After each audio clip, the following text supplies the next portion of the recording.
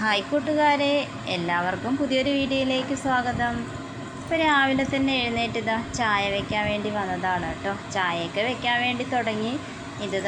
തലേ ദിവസം അരച്ച് വെച്ച മാവാണ്. മാവ് നല്ലതുപോലെ പൊങ്ങി വന്നിട്ടുണ്ട് കേട്ടോ.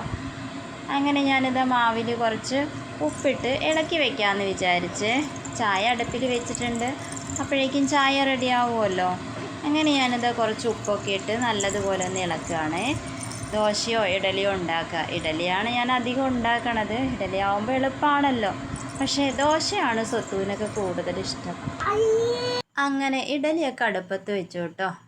തലേ ദിവസത്തെ സാമ്പാറുണ്ടായിരുന്നു, അതാണ് ചൂടാക്കി എടുക്കണത്. പിന്നെ ചട്നി ഉണ്ടാക്കാമെന്ന് വിചാരിച്ചു.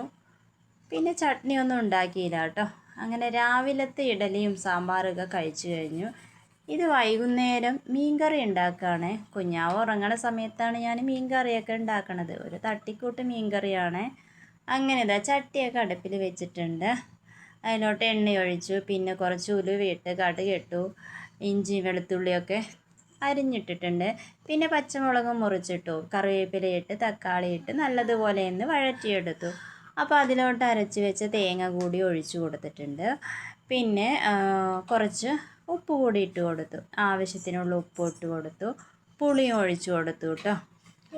രാവിലെ ചട്നിക്ക് വേണ്ടി ചിരകി വെച്ച തേങ്ങയാണ് കേട്ടോ. അപ്പോൾ ഞാനത് മീൻകറി ഉണ്ടാക്കാൻ വേണ്ടി എടുത്ത്. അപ്പോൾ തേങ്ങയിൽ മഞ്ഞൾപ്പൊടിയും മുളക് പൊടിയൊക്കെ ഇട്ട് അരച്ചെടുത്തതാണ്. പിന്നെ അതിലോട്ട് കുറച്ച് ഫിഷ് മസാല കൂടി ഇട്ട് കൊടുത്തു.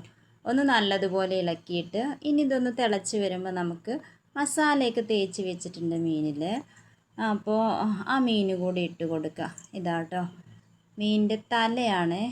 അങ്ങനെ ചെറുതായി ഒന്ന് തിളച്ച് വരുന്നുണ്ട്. അപ്പം ഞാൻ മസാലയൊക്കെ തേച്ച് വെച്ചിട്ടുള്ള മീൻ ഓരോന്നായിട്ട് ഇട്ട് കൊടുക്കുകയാണ്. നല്ലതുപോലെ ഒരു മണവും വരുന്നുണ്ട്.